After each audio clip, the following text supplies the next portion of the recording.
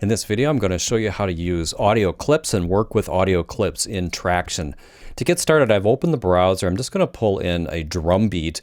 It's a WAV file, and I can just drop it right on the track. Well, wait, before I do that, let's just take a look at this. This is 90 beats per minute. If I click here in the browser, it actually shows me that it's 90 beats, approximately 90 beats per minute. In order to set that up in Traction, then just click over here where it actually shows the tempo. And then you can change it right here. So I'm just going to change that to 90 so that this better matches what we're working with. So I'll then drag this in here, drop it in, kind of snaps in place. And then let's just see what we've got.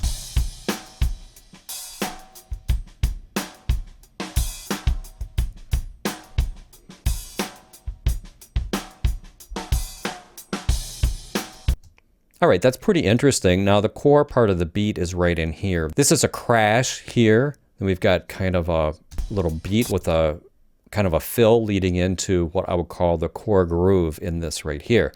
So one of the things that you'll find in Traction is that if we have snap turned on, which we do right down here, you can see snap is on.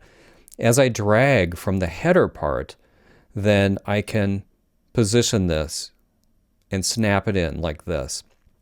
If I want to drag to another track, I can do the same thing. Grab from the header part. When I get the cursor up over the header, it looks like a hand. Then I can drag it down here. And I have snap on, so that kind of stays synchronized mostly, but it's pretty easy to get it out of sync. Now, let me turn snap off. Q, turn snap off.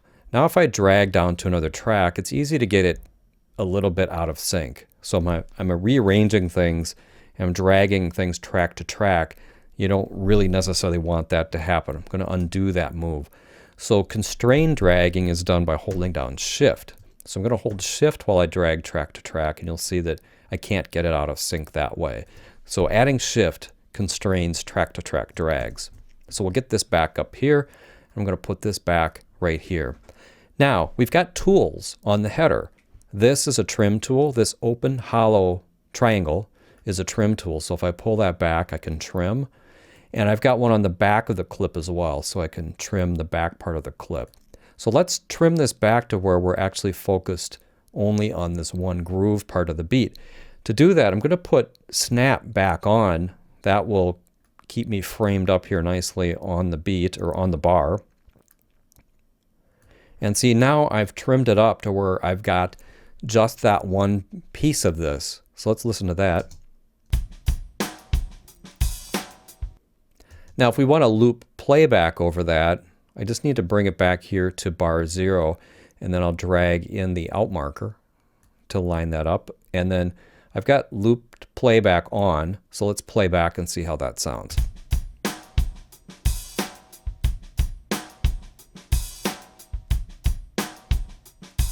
Works really well. So I'll rewind the cursor at the beginning. Next thing I want to do is show you how to do a split, or to split this up into more parts. So to split, you position the cursor where you want to make the split, like say right here, and then you use the /, and that just puts a split right in there. And if I want to make another split, say split out this one snare beat, then I can make another split right here. So that's how you make a split. Now, if you select any clip, when you have a multiple selection like that, you'll see it clears the selection and selects the single clip. If you want to select multiple clips at the same time, you hold down Option and you can use the marquee tool like this to make a multiple selection. I showed you that in the previous video. The other thing you can do is use the Escape key to clear the selection. Now, if you wanted to duplicate a clip, like say we wanted to convert this into a drum fill, then you can just use the D key. I'm going to delete this part of it. You can delete any clip by selecting it and hitting delete. Now you can use the duplicate, which I have programmed to the D key, like this, and it basically copies and pastes in one keyboard action. So then that sounds like this.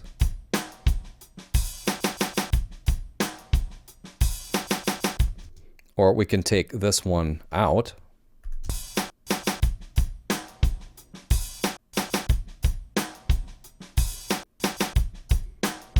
That's kind of cool. So that's how you cut, delete, and duplicate clips. So we're going to zoom in a little bit more. I'm going to take a look at some of the other tools that you have available on the clip. Now we can fade in right here. This is the fade handle. So you can bring a fade in and a fade out that you can adjust using those handles. Down here in the properties, you can select the shapes for the fade in and the fade out. Like here's a faster fade in shape, a faster fade out shape, or an S-shaped fade out shape. You can bring those in like this.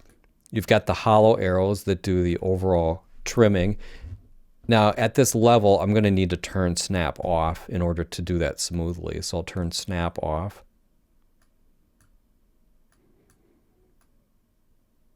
And I can use those tools like that. But now you notice that this is actually falling a little behind the beat. Well, I can use the slip tool, which is this solid color. Any of the solid color tools work like slip edit tools. And what it does is if you drag from there, it actually slips the waveform inside of the window of the clip. So I'll turn snap off and you can see I can adjust then the waveform itself. So this really is great for this kind of editing. So I can get that beat coming right on the downbeat like that. And then I can adjust the end of it like this. So that gives you a lot of ability to do detailed editing with this. So that's slip editing. There's also slip editing tools here. This will slip the waveform back but keep the length of it the same, or keep the back end of it planted like this. So you can actually move the transient part but keep the back end length of the clip the same. This does kind of the opposite. Pushes the whole waveform back while it shrinks up the size of the wave like that. Those are useful. I probably use these solid color arrows less than any of the other tools. So just to kind of summarize, you use this to move the entire clip.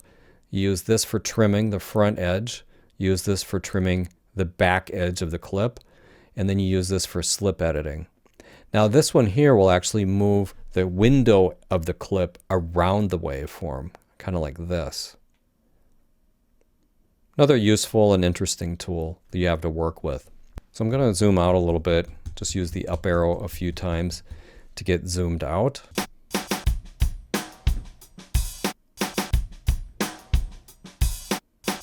That's really kind of truncated there.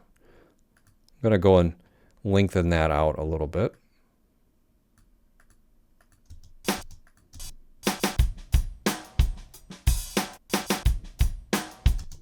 I also might want to use this particular beat instead. So we can go here, put in a split, just drag the cursor here, put in a split, and then I can copy using Command C.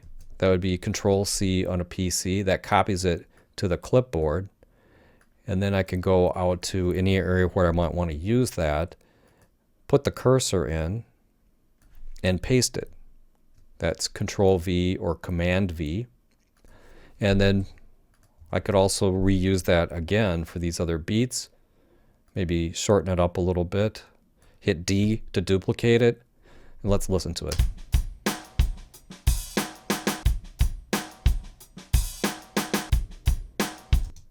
Now that you can see this is coming early to give kind of a heavy feel, but if we want to actually go in here and start to adjust the feel of this beat, then can just slip that back a little bit.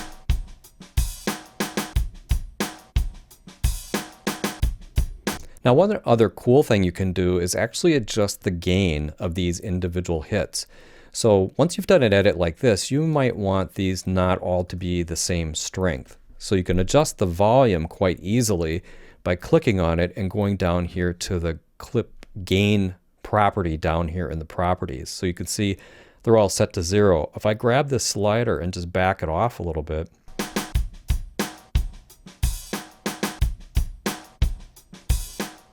or you might want to make this one here quite a bit weaker.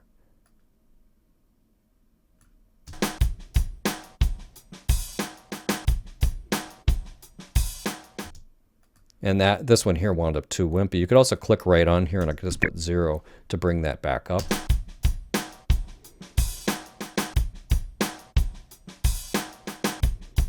All right, so then when you've got something that you like, you can select all of these clips.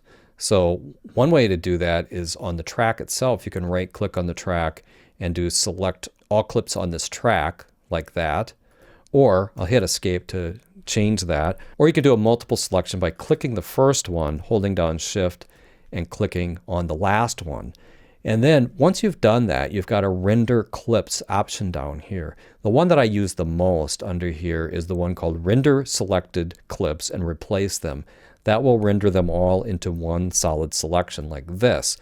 Now, it goes through this intermediate dialog box, and normally all you have to do is just hit render here and it will do it. Now we've got one solid clip.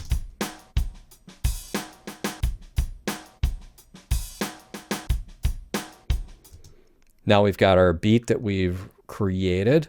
If we hit D, we can duplicate it, or we could even loop it if we wanted to. If I select multiples of these and hit A to set the loop over it, I can listen to my creation.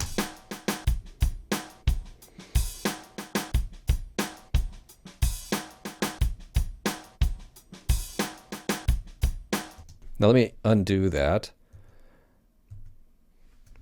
Now another cool thing we can do is reverse a clip. So we can reverse the audio within a clip. We'll try reversing this very last one. So you'll see a property right here, it's called reverse. You can turn that on or off. As soon as you turn it on, you see that it reverses up here.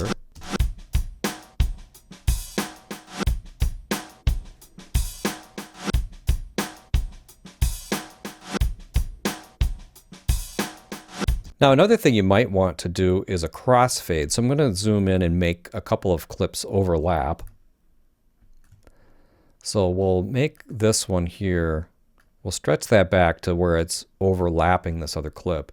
And then we can simply crossfade these to eliminate glitching by just clicking right here where it says apply crossfade. You can see it puts a crossfade, a nice crossfade right in there. Now another way to do that is to take an overlapping clip. Let me adjust this a little bit more. And now that it's overlapping, and then just hit X, and it will also put in a crossfade. Now we can also do drag crossfades if we have that turned on. So I'm going to turn drag crossfade on right down here. And for this clip, you'll see that if I drag it over the other clip, it will automatically create a crossfade. And there's a setting for that as you build your tracks and create clips.